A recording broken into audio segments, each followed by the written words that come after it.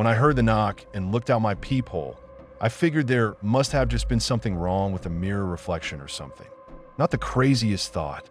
My apartment building was almost 80 years old, and I have become accustomed to weird bumps, broken pipes, and electrical malfunctions. I figured someone must have just stuck something on my door, or something was covering up the peephole. I started to grab the handle, but figured I would look into it when I left for groceries that morning. If the knock was so important, they would have done it more than once. I did some dishes, wiped down my small kitchen counter, and was finally ready for the grocery store. I grabbed my door handle. It wouldn't budge. I shook it a few times, putting my shoulder weight into the door without success. Wasn't gonna move. I sighed, annoyed, before looking back into the peephole to see if someone or something was blocking my path. I saw the white first, small blood vessels, and a brilliant blue pupil staring back at me. I cowered back in surprise before regaining my composure and slipping back into annoyance at the situation. "Hey," I banged at the door.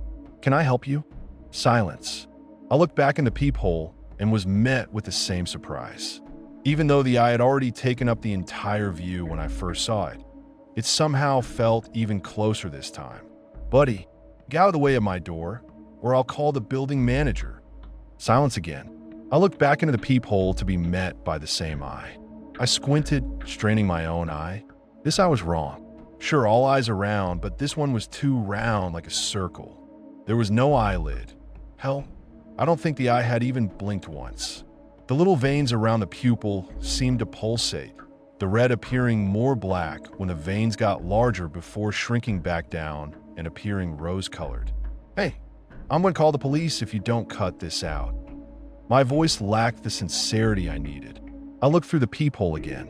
The eye was somehow even closer, seemingly closer than even the thickness of the door. I grabbed my phone. It wouldn't turn on. I tried to plug it in, but not even the low battery screen appeared. I looked back at my door, and a scream escaped my throat. The eye was squeezing itself out of the peephole. The pupil, almost like a predator, stared at me as the bulbous white blob sat motionless, a small part of it poking out of the peephole. I paused, staring back at the eye, not inching closer. I walked back to my room and grabbed my laptop to contact someone for help. When I got back, the entire eye seemed to have squeezed through and was now bulging out from the door like a small, deflated balloon, still staring at me. When I focus on it, the only part of the eye that moves is the pupil. I can see it swiveling around my small living room, studying every inch of space, surely looking for a weak spot. Or maybe it's lulling me to sleep, preparing to strike. My Wi-Fi still won't connect, so I don't know if anyone will ever be able to read this. I've been screaming for help for the past hour, but no one's coming.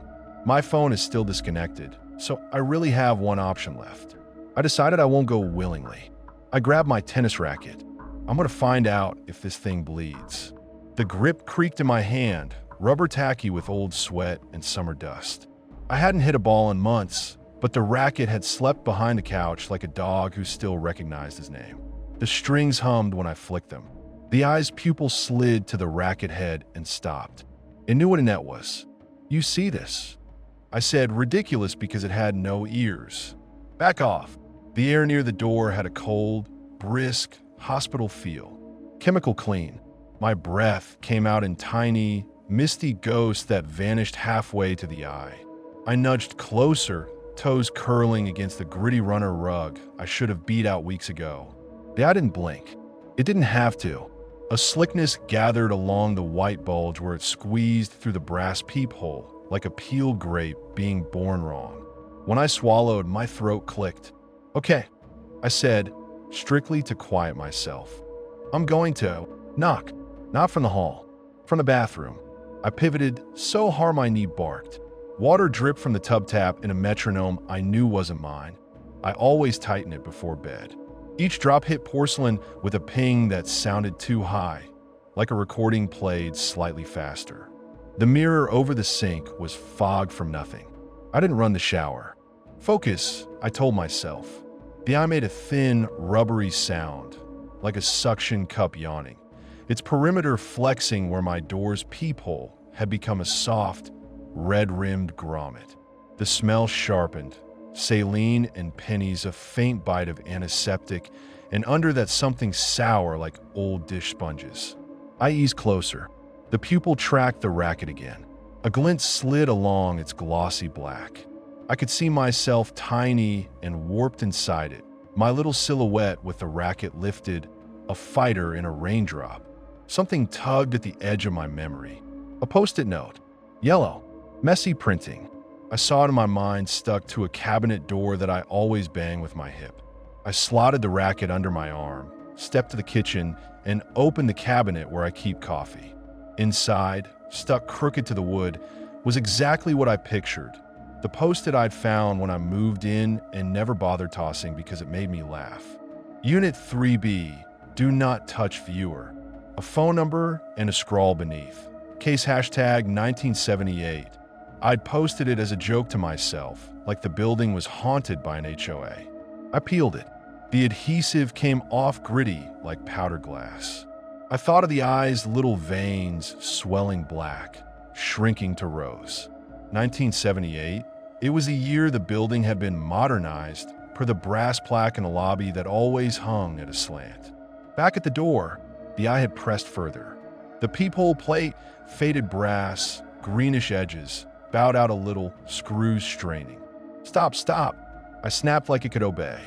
The pupil snapped to me, then up, then down, sampling the room in fast clicks. The cold pooled around my ankles like spilled milk. I wanted shoes. I didn't want to look away. From somewhere below the floor, a muffled voice. Hello? It sounded like Mrs. Patel from the way she dragged the last syllable when she was nervous. Are you home? I'm here, I yelled, then hissed because the eye reacted, pupil flared, pulled tight like a camera aperture. The air pressure seemed to change, a heavy clap against my eardrums without the sound. Help! I called again, softer. My door's jammed. A beat. Then, hold on. I'm calling the super. Another voice, closer but not from the hall. From the vent above my stove, tinny and grainy. Like through a baby monitor, don't. It wasn't Mrs. Patel. The words stretched too long, like someone trying to remember how to shape it. I scraped my nails against the cabinet and stepped back to the door. The eye tightened further against the hole, and I watched the pupil lance to the left, where my apartment's only mirror, the bathroom mirror, hung. It locked there, like it could see my mirror through the door, or like it remembered a mirror. I tried my phone again. Dead glass. I held down the power until my thumb hurt. Nothing. The laptop on my coffee table still glowed from where I flipped it open. The Wi-Fi icon had a spinning gray donut. The time in the corner said 3:17, then juddered to 3:12, then 3:15 again. I smacked the space bar. The fan whined like a gnat. I don't like admitting this part, but I was crying by then. Not big sobs. Quiet tears that kept coming because I couldn't find where they were supposed to stop. They ran into my mouth and tasted like salt. And that made me think of the eye again because I could smell its salt and my stupid brain wondered if it could smell mine. Under the post-it on the inside of the cabinet, I noticed indentations like someone had used a pen without paper. A list.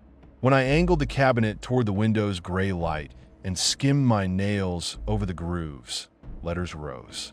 Someone had pressed hard. Operations door to event. Rule 1. Do not open after 1 knock. 2 knocks means human. 3 is mimic. For his maintenance, call dispatch first. Rule 2. If the viewer glints like water, you're being watched back. Keep your eye off the glass. Rule 3. Do not say anything you don't see right now. No promises. The thing eats future tense. Rule 4. Leave the freezer door cracked 2 inches. If it seals, the temperature equalizes and it gets brave. Rule 5. If your phone dies, unplug every mirror in your unit. Yes, even the microwave. Rule 6. If you hear your name from the vent, answer with the phrase, "Dispatcher, confirm case number 1978. If it repeats the number, you're safe to speak. If it does not, stay silent. Rule 7. The chain is deceptive. It makes you feel safe. It is not safe. Half of it sounded like bullshit. Half of it sounded like a rhyme a kid whispers at a sleepover right before the lights go out. But then 1978 drilled hard into the dirt of my head and stuck there like a stake. I went to the fridge and tugged the freezer door. It clicked shut on habit. I jammed a spoon in the seal and pulled until it cracked open 2 inches. Cold breathed out with the sweet stink of old peas and freezer-burnt bread. I checked the microwave. There's no such thing as unplugging a mirror on a microwave, but I yanked its plug anyway. Bathroom mirror? I unscrewed it. The little screws fell and chimed in the sink. The mirror was heavier than it looked, and when I lowered it, the glass flexed and I saw my face bend like taffy. The vent above the stove coughed. Dispatcher, confirm case number 1978, I said before I could talk myself out of it. Silence. The duct ticked. The fridge motor throbbed through the floor. Then, from the vent, thin and flat as a recorded message. Case 1978. Say it again, I said, heart getting dumb ideas. Confirm. Case 197. It distorted on the 8, too long, as if figuring out how many syllables the number should have. 7 and N. I didn't answer. Then I made a slow, greasy push. I heard the brass of the peephole scrape the doorwood. The wood sounded soft. That's not how wood is supposed to sound. I thought of Rule 7. I looked at my chain. I'd set it automatically when I first heard the knock. It hung across the door like a silver smile that made me feel secure as a child blanket. I lifted the chain off its track and let it fall. The drop sounded like a tiny metal cough. Okay, I told the room. Okay. I kept the racket in my right hand and my left palm on the door near the eye, not touching the glossy meat of it, but close enough to feel the temperature. I expected cold. It was warm, and not just a little warm, live body warm, dog belly warm, the kind that radiates into your skin and makes your own blood say, someone else is here. The pupils grow bigger in low light, smaller and bright. I know that. But this thing's pupil reacted like a liar. When I flicked on the living room lamp, it didn't shrink, it widened until it looked like a hole in fabric. I glimpsed depth, an impossible depth. The way you can stare down a well and your stomach says, drop your keys, drop your phone, see how long before you hear them hit. I stepped out of its way, and the pupil followed, and that little detail drove a nail into my spine. It wasn't tracking the brightest object. It was tracking the nearest. It wanted proximity. There came 2 knocks from the hall. Clean, knuckle on wood, firm and human and perfectly spaced. 2 knocks means human, I breathed. Rule 1. I pressed my ear to the door, careful to keep my cheek away from the bulging I meet. Who is it? Building manager, a man said. Open up, please. Got a call from a neighbor. Name. My voice came out tougher than I felt. He hesitated, like he was checking whether I was serious. Miguel. Miguel was the super. He drank orange Fanta and wore a Raiders cap all year like he had declared war on the weather. He'd fixed my garbage disposal 2 weeks ago and put a sticker on it that said, "Do not feed bones," and then laughed like he knew I was going to try anyway. I almost opened the door out of muscle memory. Say the case number, I said. What?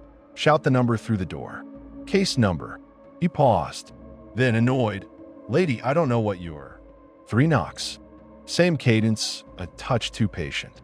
I stepped back like the wood had hissed. My ribs ached. The eye's pupil expanded. The bulge flexed, held. A thin hairline crack crept along the brass plate, like ice fracturing. Miguel's voice came again, too close to the bottom of the door, like he was lying on the hall carpet. Let me in. From a vent, too. Let me in. The same voice in a different throat, or the same throat wearing a different room. I thought of the 2-inch freezer crack, absurd and vital. I thought of the chain, how it wanted to exist. Deceptive safety. I heard someone shuffling in the hall, then someone else answering a phone on the floor below, as if the sound had drifted up the stairwell, got lost, climbed wrong. A door slammed far away, but shook my door in particular, and I gave on its gasket with a wet pop and slid half an inch further. Fuck this, I said, out loud, because thinking it didn't let the steam off. You want to watch me? Then watch me. I went to the closet and found a roll of duct tape and the bag of rock salt I bought for winter, even though our building never salts the steps. I poured a thin line along the inside of my threshold, feeling useless. The line looked stupid, but the smell shifted and the eye's surface dimpled where the saline air met its saline skin, the way a puddle shivers when a breeze hits. I taped the light switch down. I slid the lamp plug out of the outlet until the prongs showed little copper tongues. The room felt wrong without the fan on, like the air had to walk places it used to slide. A draft found my ankles and spun there. From the bathroom came a single drop, then silence. The mirror lay heavy and reflective against the tub, throwing back a fish-eyed view of the ceiling cracks. Dispatcher, confirm case number 1978. I tried the vent again. The vent said, sticky with learning. Shut up, I said to it or to me. I grabbed the racket again and stepped toward the eye. Watch me. I moved too fast for my fear. The eye flinched. It actually flinched. The pupil pinched and the bulge recoiled, and my arm took the opportunity my brain wouldn't. I jabbed with the racket head, not hitting it, just to see, like testing fence wire with a stick. The strings made a twang. The eye pushed out farther. The pupil went wide. Its depth, God, that depth. The hole inside a hole. My mouth watered. I tasted iron with the salt. I thought of biting down on foil. Convinced I was about to throw up, I ran to the kitchen and yanked open the freezer wider. Frost crystals drifted down like cheap snow. I didn't have a gas stove, but I turned the burners anyway to hear the tick-tick-tick of the igniters. The blue electric sparks came in tight little claps. I liked the noise. I could tell because the pupil aimed at the stove and the bulge pressed a fraction more and the door creaked like old rope. A laugh bubbled from my throat and came out wrong. You like that, Sparks? What about this? I grabbed the biggest aluminum pot I had and banged it with a wooden spoon. The sound rang hard enough to zooze my teeth. The pupil snapped back to me. The eye dented in like a water balloon tapped. Ripples chased each other. On the eye's surface, tiny shapes uncurled. Cilia, micro tears, then smooth. The whole mass swayed minutely, mesmerized by rhythm. Screw it, then. I put my phone on the counter and set the pot there and beat a steady tempo. The kind I could keep even when my arm's tired, like clapping at a game you don't want to admit you care about. 2 knocks means human. 3 means mimic. What did all this mean? Something else the list said stuck in my head. Rule 3. Do not say anything you don't see right now. No promises. The thing eats future tense. Tomorrow, I said because I'm an idiot. The room unzipped. Only for a second. The right wall jerked left, and then right like a JPEG you scroll too fast on a bad connection. The clock on my stove jumped to 12:00, and then 3:17, and then a line of red segments like the number was a private language it didn't want me to read. The eye's pupil drank light, and then spat it back in a strobe. A sound like throttle dial-up crawled up my spine. I dropped the spoon. It skittered under the table. No, I said. No future. Okay. My voice rattled. I pitched it lower like a hostage negotiator on TV. I see you. I see my couch. I see my stupid rug. I see my hands. My freezer is open. My chain is off. I am in this room. The room zipped again. Then it held. The pupil relaxed a little. The hole inside a hole was less hungry. From a hall, 2 knocks. Then 2 again. Then 5, all at once like someone hit with a plank. Go away, I said, because it was safe. Present tense. In their face. Behind me, the bathroom faucet bled a thin line of water. I went and shut it with 2 fingers and a prayer, and when I looked down into the mirror propped in the tub, the reflection of my kitchen was a half-second slow. When I tilted my head, the me down there tilted a breath later. When I blinked, she didn't. When she finally did, both lids came down from the top. No bottom lids at all. I straightened so fast my spine popped. The eye at the door perked to the sound. The mirror me smiled like we were in on it. I chucked a towel over the glass, and it stuck with damp. Dispatch, I started, then bit it off. The vent did not need encouragement. The racket felt light in my hands now, or I was dissociating. I swung it at the empty air to hear its promise. My elbow clicked. My palm sweat. The grip slicked, and I wiped it on my shirt, and the shirt smelled like coffee and old sleep. The eye's pupil returned to me and stayed there and didn't move, and that meant it was ready. "Hey," I said, "you want to see?" It tensed, an animal at the end of a leash you can't see. I leaned close enough to see everything. The tiny red rivers. The skin at the equator of the globe stretched too thin. A hair, black and curled, stuck in its surface, maybe one of mine, and the vision of it squirming on the film made Bal hiccup up. The pupil was so close I could count a future where I fell in. There was a smell now, too. Not just saline, but storage. The smell of places sealed. Wet cardboard, old bolts, and, worse, a whispering. So faint I would have blamed my blood if not for the way it seemed to come from the pupil itself. A hiss like someone whispering secrets through fabric in a room down the hall at 3 in the morning. "Do it," the whisper sounded like. Or maybe don't. God help me. I couldn't tell which would be worse to hear. My throat hurt. I had been talking too much. I had been breathing wrong. I had made my fear into steam, and the room drank it. The note. The post-it. Case hashtag 1978. I stuck it on my chest like a name tag. I don't know why. It felt like observing a ritual I didn't get to choose. I eased the racket head until the strings hovered less than an inch from the glossy surface. The pupil dialed down to a keen pin. My reflection in it was a dot in a dot. "Okay," I said to my own pulse. "On 3. From the vent, the voice. "On 3. It matched me, like a sibling who wants to get under your skin. "3, I said. The racket moved before 1 or 2. I expected resistance. The sensation was a shock. The strings bit and slid like cutting a water balloon wrapped in silk. The first contact made a sound I heard in my teeth more than my ears, a slick grit like finger over wet glass. The racket buried an inch. The eye deformed horribly, bulging around the head, tension lines spiraling out from the point where the strings leaned in. The pupil went small as a pin, then big as my hand, then small again, pinging through sizes like it was flipping channels. The smell hit like a punch, salt and metal and a clear, crisp reek like iodine, sharp enough to blue the edges of my vision. The bulge shook. It didn't pop. It pushed back. The racket jerked as the eye swelled, a hydraulic shove. I had to plant a foot, shoulder to the door, to keep from being thrown.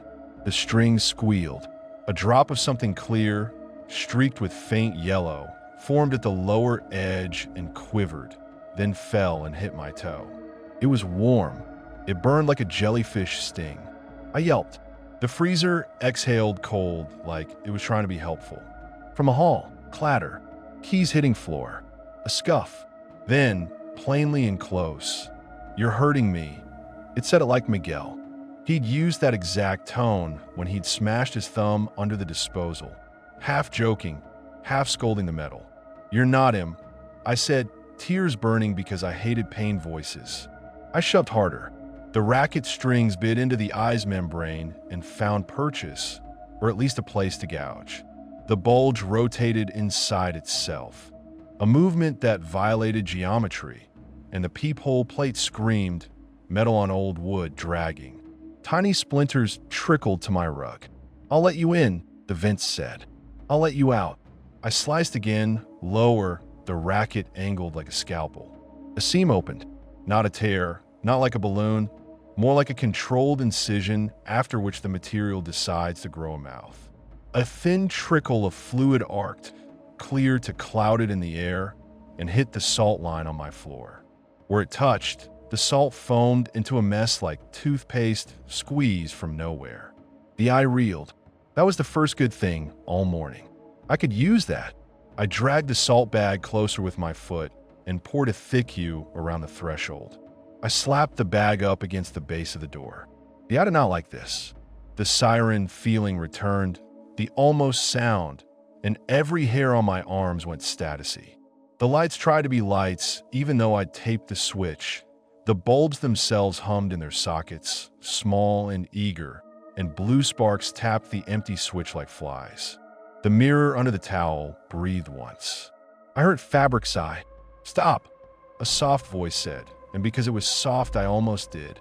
It sounded like my grandmother the year she started drinking Darjeeling after dark and airing the wrong type of secrets at the wrong time. No one needs to be cruel. I set my jaw. You came to my door.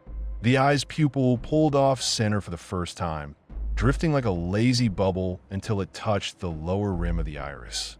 It hung there, looking up at me sideways. The skin around the bulge was tearing the door in thin, wet lines. The screws holding the peephole plate backed themselves out in hesitant, ratchety jumps. One popped and fell and rolled under the couch, where it would wait 3 years for me to find it with bare feet and fury on a Tuesday. "Listen," the vent said, now a different voice entirely. The nurse from the clinic on 8th, the one who told me I was dehydrated with the even calm of someone announcing a birthday. "We're going to ask you to take a deep breath." "No, we're not," I said, almost laughing. The absurdity gusted through me like weather. "We're going to ask you to tell me what the hell this is." The eye bulged again. The line I'd cut started to weep in pulses with my heart. It took me a second to realize it wasn't my heart I heard. It was the eyes. No, not an organ beat. Something pushing behind it, a tidal pressure, ground shifting far underground. The building groaned in sympathy.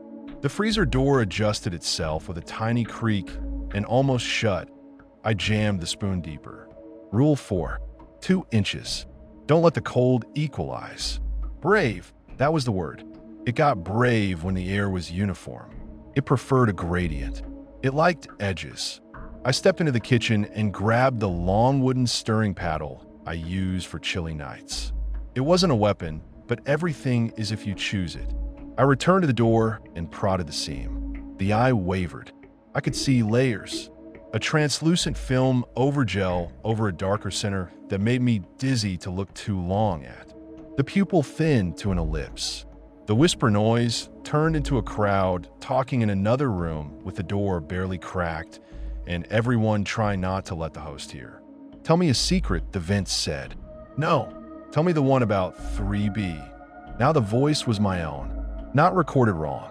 Me last summer on the phone with my sister, late, whispering so the neighbors wouldn't hear, because gossip was currency in our tight, cranky building. Tell me about the guy who used to live here." I closed my eyes because looking at the eye while listening to me ask me for gossip about a dead man felt like skipping a step and tripping into something bad. There was a guy. There's always a guy. Before me, a quiet type who left at dawn and came home at odd hours and never waved at Mrs. Patel. He complained about the peephole to Miguel a dozen times. According to the paper file, Miguel waved at me like a fan when I signed a lease. Viewer distorted / viewer wrong shape / viewer not showing right hallway. He bought his own viewer on Amazon, one with a wide-angle lens and a privacy flap, and swapped it himself. And after that, he'd filed no more complaints, which was not the relief Miguel thought it was. It was an absence shaped like a person who lived quieter than the concept of silence. Then one Tuesday, there was a smell on the 3rd floor. Pickles and pennies, the building newsletter said, which I thought was weirdly poetic for an email, and the super had opened 3B and found the guy not in his place. That was how Miguel put it. He'd said it for the story. He'd said it like he didn't want me to ask if there'd been a person in there. Like he didn't want to name the residue. I had laughed when he told me, because I laugh when stories ask me to. I had made a joke about pickles and pennies. Today, the joke felt thirsty and mean. The eye pulsed. The pupil broke into 3 and then rejoined. My stomach lurched. "You liked him," the vent me said. "You never met him and you liked him. You liked having a closed door with a history." "I like a good lock," I said, and put the racket strings back into the seam and sawed. Now it bled. It wasn't blood. It was too clear and too fast, and when it hit the salt line, it blew like acid on chalk. A hiss rose. The hiss might have been pain. It might have been chemical. The eye rolled. It rolled. Full whites on one side. Iris gone. Pupils slithering like a creature in a fishbowl escaping the light. The bulge deflated a ½ inch and then came back twice as big, which is impossible, but I only have the one set of words, and they have to do. "You're killing me," the hall said, this time in my mother's broken whisper from last winter when she thought she wasn't going to wake up. "Shut up," I said, because if I didn't, I'd drown. You don't get to be everyone. I beat the racket in two-handed, primitive. The frame creaked. The strings cut furrows. Fluid spattered and my chest stung as dots landed. It didn't smell right. If anything, it smelled clean. The antiseptic note grew until my sinuses burned. My eyes watered. The eye watched me through all of it, the pupil flickering on me, then off, then on, like I was a problem it could almost solve, like I was a password. The freezer hummed low. The towel over the mirror made a slow, dragging sound, as if fingers underneath were strolling across glass. The pot on the counter had a new dent from my first rage hit. It looked like a crater. My name was not safe in my mouth. I didn't say it. Then something new, movement at the lower right of the bulge, against the brass. At first, I thought it was a reflection. Then I saw it had its own light. A tiny bright speck, like an LED in fog. Then another, higher. They connected with a thin thread like veins, but brighter. Like tiny constellations turning on inside the fluid. They formed a shape. 1978. They glowed there, sick and steady, and I had the sense of something parallel, of two things lining up, layered, the number on the post-it making itself at home and meet. The vent made a small, happy sound like a tune remembered. "You knew about me before I moved in," I said to the empty apartment, to the building, to the eye. Not a question. Present tense. Not asking anything it could drag me into later. The eye winked. Not like a person, like a camera shutter on a machine the size of a house. That's when the door bowed. The wood didn't splinter. It stretched. It should not have been able to do that. The peephole warped wider by a finger's width. The plate tilted, screws popping with a chorus of tiny blue sparks as metal sheared against old lacquer. In the widening gap, I saw the edge of something not whole. Not light, not dark. My brain would not give it a name. Everything in me said, do not widen this door into whatever. You're not a door builder. You're barely a person right now. I planted my feet, shouldered wood, trying to push the door back into itself. It was like pushing a book closed when a finger is inside and the person on the other side is not negotiating anymore. The racket pressed into the seam, and the eye bulged, and the number shone, and my freezer's sweet rot breath touched my ankles like a cat rubbing hello. "Okay," I panted. "Okay, enough. Are you done? The vent. Are you done? Fuck you." The eye shivered all over like a great animal shaking itself dry, and a fine mist sprayed my face. I spat. My lips tingled, then went numb. The room tipped like a boat. For a moment, I was certain gravity had not always gone down. Maybe it had always gone toward the door. Maybe my life had been a long, slow slide to this metal circle, and every time I paused to drink water or to complain about my rent, I had been clinging to something that didn't care if it held. I did not pretend to be brave. I like my routines and my condiments organized and lights that turn on when I flip them. But there are seams you can't roll back up. There are rules written into wood before you got there. There's the sound a door makes when it decides what it is. I took a breath through my mouth because my nose had gone to war, and I did what I had promised myself I would do if my cowardice shrank enough to leave room for anything else. I set my stance. I lifted the racket. I could feel the strings through my palm, the grid, the order. I picture Miguel's Raiders cap, Mrs. Patel's anxious hellos, the quiet guy from before me who left his complaints like breadcrumbs and then somehow left nothing. I picture my stupid post-it and my spoon prop in the freezer and the salt I'd waste and the towel darkening as my mirror breathed underneath like a trapped thing copying my lungs half a beat late. Watch. I told it like I was the parent here. The eye watched. I wound up with my stupid, brave, terrified body. My skin buzzed with too much electricity that had no wires. The room shuddered between frames. The number on the bulge brightened to white. The voice in the vent said, soft and delighted and wrong, "Good girl." I swung. The first hit sank deeper than a swing at any court ever gave me, the strings bending and digging and unspooling slick auguries across the glossy globe. The second was clumsy but mean, a backhand fueled by every stupid thing I told myself about living quiet and not making waves. The third was the one that mattered. I didn't just strike. I hooked. The strings caught something tender and I pulled, and the eye seal on the hole broke with a sound like peeling fruit. Fluid gouged, hot and carnival sweet, and the salt line went into furious foam. The door surged forward as the pressure from the other side finally got what it wanted, and the hinges screamed and the chain I had dropped clattered into the wall, like applause from someone who wanted to own my victory. The hole gaped. I saw nothing I can give you. I saw the outline of absence like a mold for a person.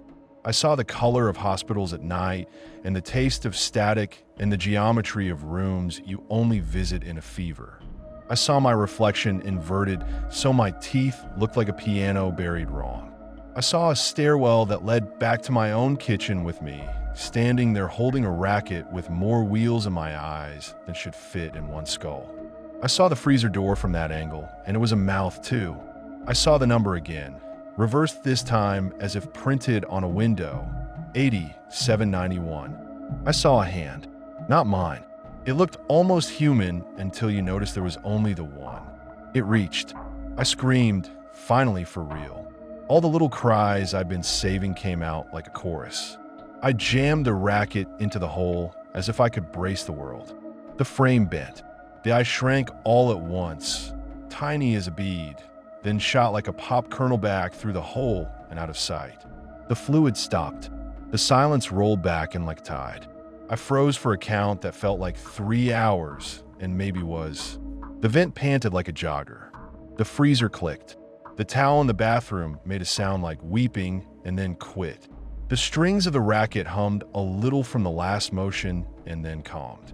My arms shook so bad I didn't want to see them. Then, quietly from the hall, a genuine human voice. Everything okay in there?" I backed away from the door and almost sat on the floor out of the relief that comes when the idea of another living person knocks your knees out. "Who's there?" "It's Miguel," he said, annoyed and careful, the combo I knew. "Mrs. Patel said you screamed." "Say the number," I said automatically. My life had a script now. "What number?" "Case number." "Lady, it's 9 in the morning." "Say it." A petty pause. 1978? He added the question mark like he was being a good sport. The whole room exhaled. I put my head against the wall and laughed helplessly because the simplest thing in the world, a person who could repeat a stupid number properly, felt like a miracle. "You're gonna have to open the door," he said, gentler now. I looked at it. The metal peephole hung loose and wept a steady, unspectacular drip of clear fluid that smelled like the ocean. The wood around it looked chewed. The chain drooped from its cleat. The salt line had become a chalky mess and was hardening into a weird little curb. "I can't," I said. "It's stuck." The bolt turned under my fingers like a crank in a machine designed by a religious person. The door shifted. It gave an inch. It did not open. "Hold on," Miguel said from the hall. There was the scratch of a tool bag. Clanks. He works loud. He makes noise to let the building know he's coming. A small chunk of plaster dust fell from over the frame onto my shoulder. It was the size of a baby tooth. I wiped it off and wanted to cry again, not for fear this time, but because that was exactly the kind of stupid, real, physical annoyance I knew how to deal with. Dust. Brooms. Mess. "I'm gonna wedge it," he warned, and something slid between door and frame, a pry bar probably. The wedge pushed, the door protested, and then it peeled open 2 inches. I saw, for the first time that morning, the hall. Beige paint that had never been a color, but had opinions about things. The mat with "Welcome" scrubbed almost blank. Sunlight from the stairwell bending in. It looked ridiculous. It looked like theater scenery. "Can you squeeze?" he asked. I could. I snapped the chain up out of habit and then stopped because the metal's friendly weight was disgusting now. The memory of its deception still warm. I let it hang. I turned sideways and wriggled into the light. The ice fluid kissed my shirt and streaked. It didn't sting anymore. It just felt wet. I left footprints on the hall runner. Miguel stood there. He had his Raiders cap. He had orange Fanta. He had a real face, lines and pores, and a pimple shaving scar you only notice this close. He looked at my shirt and my door and me and put a lot of puzzle pieces together and decided not to say any of the things people say when they decide a story is going to be their problem for the rest of the day if they let it be. He folded his mouth around a breath, took the breath, and said, "Quiet, happened again." Again, I said, which was a stupid word because it admits you think you're special. He nodded, wary like we were standing in a church with the wrong shoes. Years back, I keep telling them. They keep saying it's a humidity problem. I almost laughed. I almost sobbed. I settled for, "You have a case file? 1978, present tense. Firm. Here." He blinked in a way that said, "You read the wrong cabinet." He reached past me and tapped the edge of the peephole. His finger came away damp. He sniffed it and made a face that didn't fit anything. "We're going to get you a new door," he said. And while the sentence was so normal I could have eaten it, it made the room tip again because we were discussing replacing a door.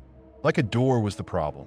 Like I hadn't almost lost the concept of corridor and the agreement that walls are walls. In his free hand, he held a folded piece of paper. It looked like paperwork. He handed it to me. It was old copy paper, the kind with a faint purple cast. It had a header, "Incident Report /Door 2." Then a bunch of lines filled in with a shaky black pen that went too hard and left indents. Renter reports viewer seeing back at him. Fluid in threshold. Advisement. Install temperature differential. Leave freezer ajar 2 inches. Tape switches. No mirrors. Dial dispatch. Confirm case number 1978 before any verbal exchange. Remove chain. False security. Worst outcome. Occupant promises something they haven't done yet. Event escalates. At the bottom, a signature in a hand I recognize from the indent in my cabinet. A. Ward, night dispatcher. "Who's that?" I asked, tracing the grooves like a child takes fingerprints. Miguel shook his head. "Guy they had before me. Before my time. He worked nights until he didn't." He scuffed his boot. "You okay?" "No," I said honestly, but also yes. My hand shook around the racket. I was still white-knuckling like an idiot in the hall. A neighbor's door opened, and a face peered and withdrew quickly like a turtle that had realized the pond had teeth. "You hit it with a tennis thing?" Miguel tried on the shape of the morning. "It bleeds," I said without meaning to. The sentence came out like a fact the air needed to know. "It bleeds." He made a face that wasn't unbelief. It was something like grief's little cousin. He nodded to my fridge. "Keep that door open today. Air's weird on Thursdays." Then he leaned in, peered at the peephole again, and under his breath, "Not to me, and maybe not to anyone, you don't get in for free." In my apartment, I threw towels over the wet mess. I left the freezer open until my breath stopped fogging. I unplugged the microwave out of spite and left it unplugged because spite felt like courage. Hours later, 10 minutes later, I don't know, I went to stick the incident report on my fridge. There was already something there, under a magnet shaped like a cow, a hospital bracelet. Not mine. The name had been rubbed out. The numbers hadn't. 1978. I dropped it like it had burned me. It hit the linoleum face up. In the reflected curve of its plastic, for a split breath, I saw the eye again. Smaller now, patient, watching me from my own kitchen floor. I threw the bracelet in the trash. It made a sound like relief. By dusk, when the light turns apartment walls the color of old teeth, the door had dried enough not to weep. The peephole was a ragged coin of brass sunk into scabbed wood. The salt on my floor had clumped into uneven little towers. The towel in the bathroom was finally still. The freezer hummed like it understood work. I didn't sleep that night. I sat on my couch with the racket across my lap like a promise I knew better than to make out loud. Every time a truck passed 2 blocks away and rattled the panes, I looked at the door. Sometimes it looked back. That's not a metaphor. I don't know how to feel about that sentence either. Around midnight, the vent spoke. Hey, it said, not a mimic, a human, tired and kind. This is dispatch. Just making a check-in.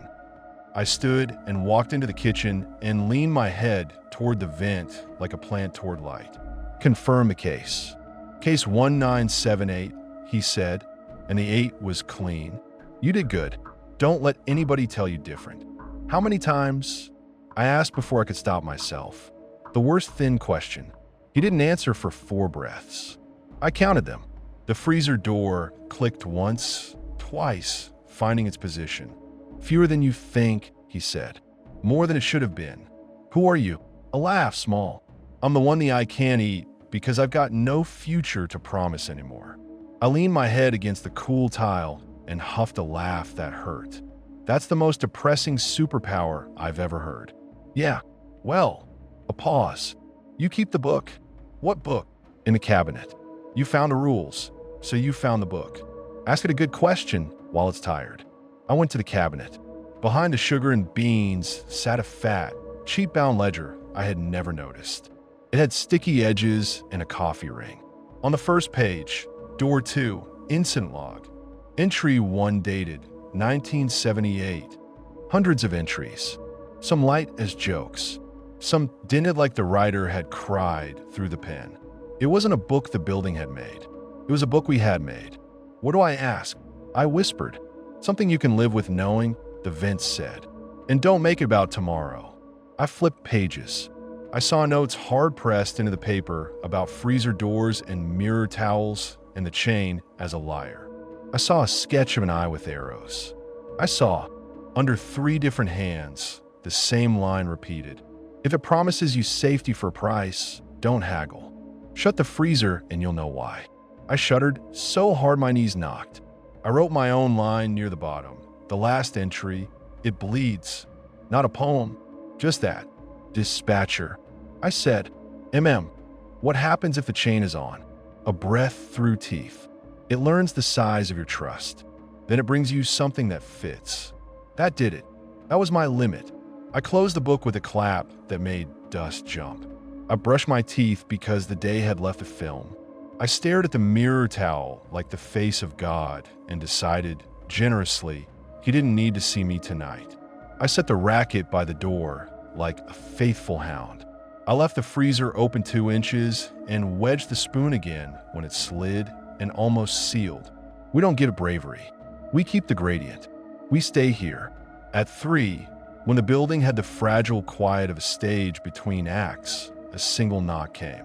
A courtesy. A test. I stood, bare feet chilling on salted linoleum that had gone chalky. I put my ear to the door. I listened. No British. No hall noise. Nothing but the old wood thinking. Guess what? I said soft.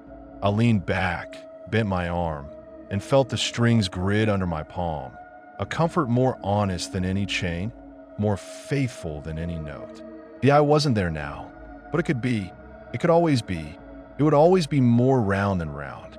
And I knew then I'd chosen what I am when I heard a wrong knock and looked through a wrong hole and found an answer that wanted to be bigger than our whole floor and louder than our whole city and made of everything I'd ever promised myself I'd do later. I'm not going to hand myself over to that. Not the craziest thought. I decided I won't go willingly. I grabbed my tennis racket. I'm going to find out if this thing bleeds.